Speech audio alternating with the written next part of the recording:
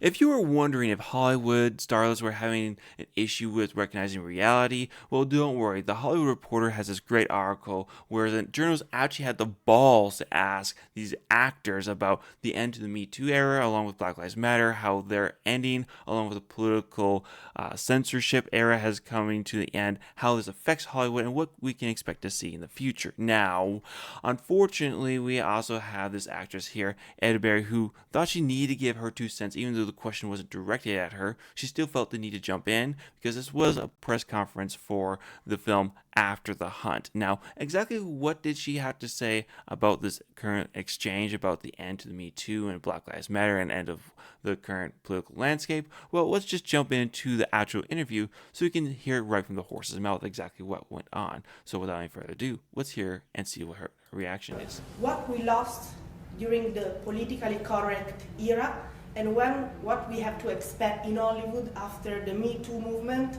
and the Black Lives Matters are done.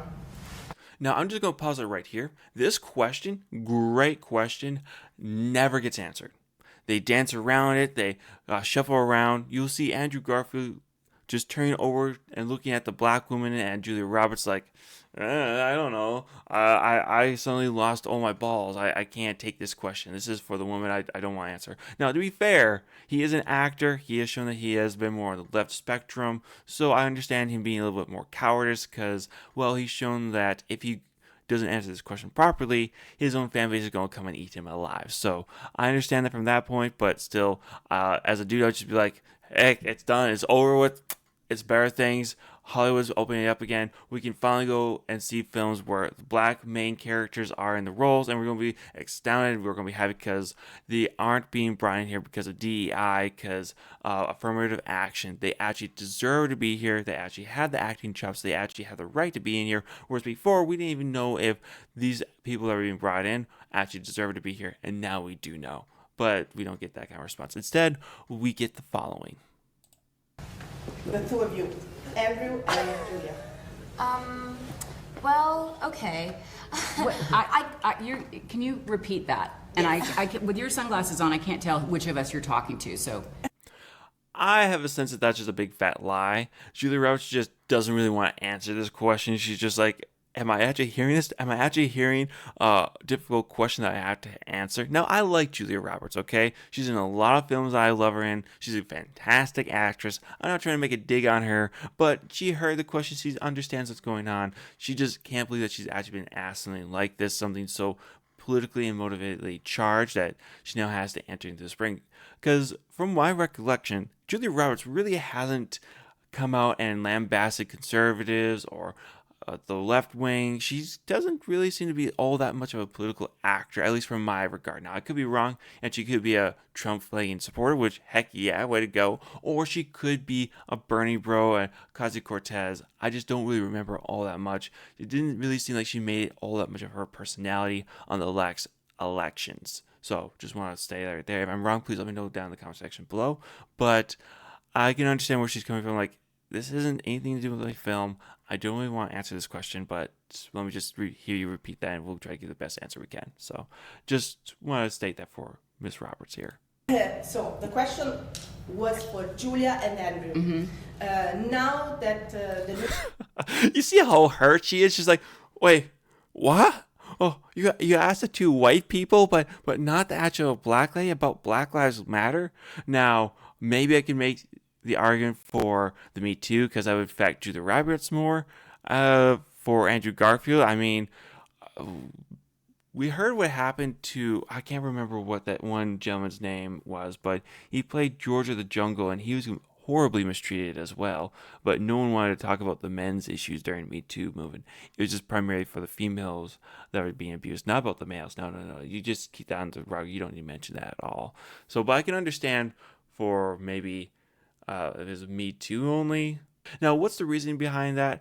I heard from a great YouTuber, particularly Ryan Cannell, that he made a great point that perhaps it's because Andrew Garfield and Julia Roberts are the most well-known. They're actually out there in the cultural zeitgeist, where you, Eddie, you haven't really had that much out there. Like, well, just look at your films and TV shows you've been part of. Big Mouth, probably one of the only big ones out there, along with Inside Out. Not really well known for things of Ame Loop, Ellie McCary, and Opus. All this other stuff. Probably not all that well known. This is probably your breakout role right here. So I can understand why the journalist was asking these two primarily, because they actually have experience with a lot of other films and Hollywood in deep, where you're not so much. But let's keep them going and hear exactly how these stars respond. Me Too era and the Black Lives Matters are done. What we have to expect in Hollywood?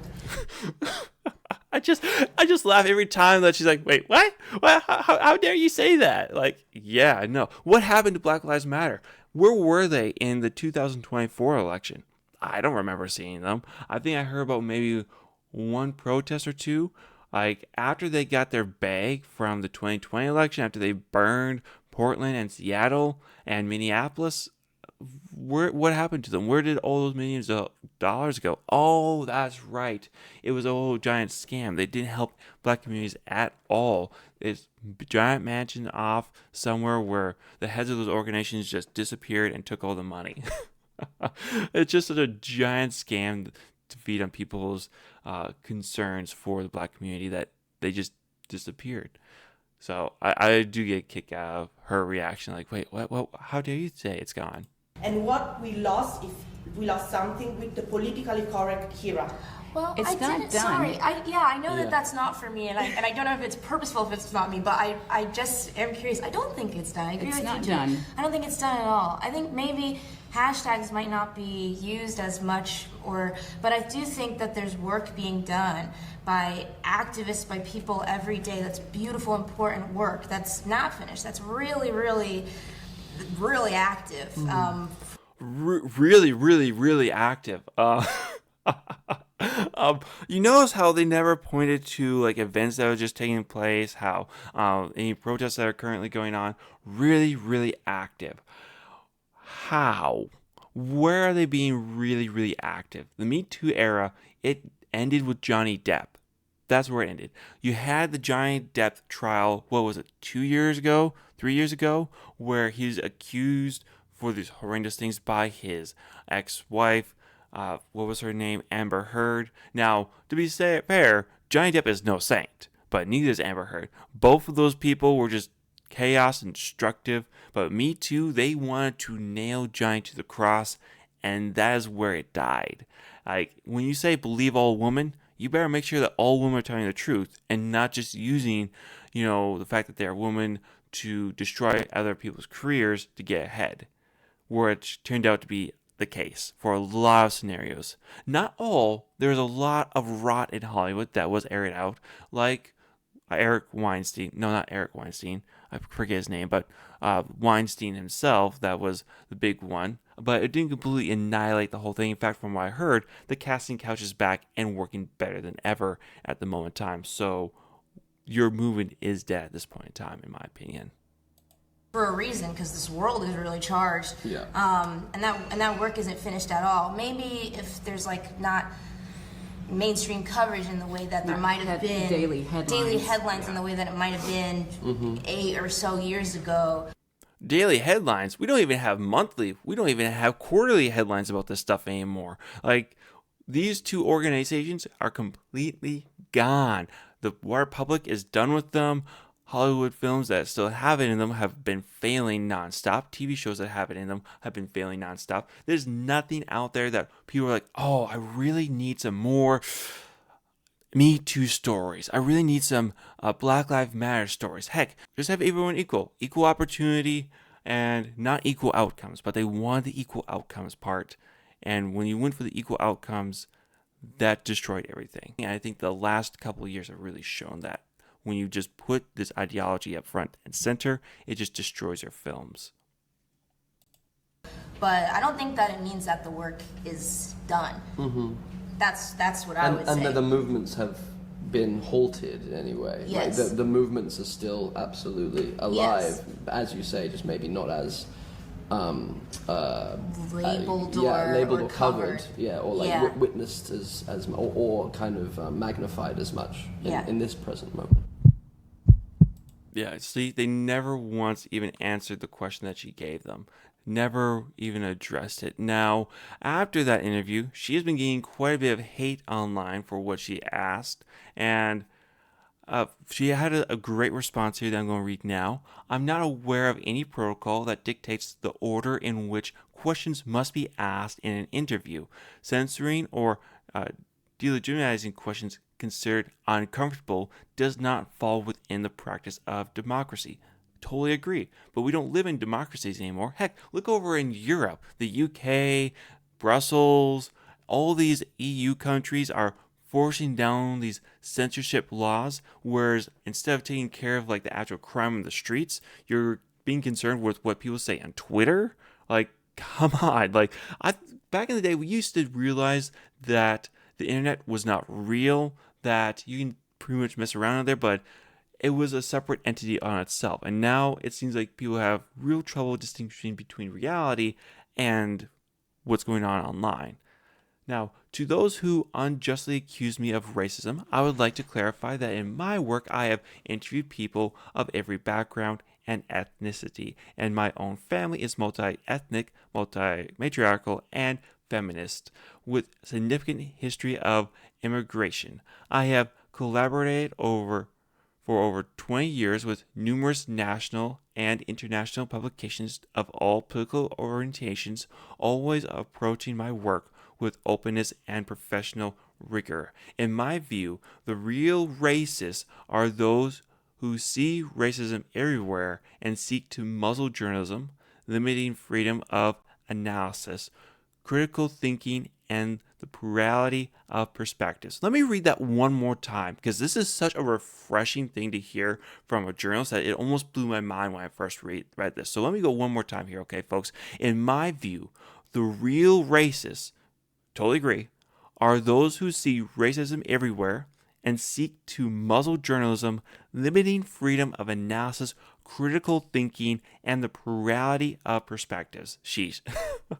Like, give this woman an Emmy right here just for this line alone. Like, if the rest of Hollywood, the rest of entertainment could just follow suit, I think we'd be in a much better area than we are now. Now, this article does have a good point here.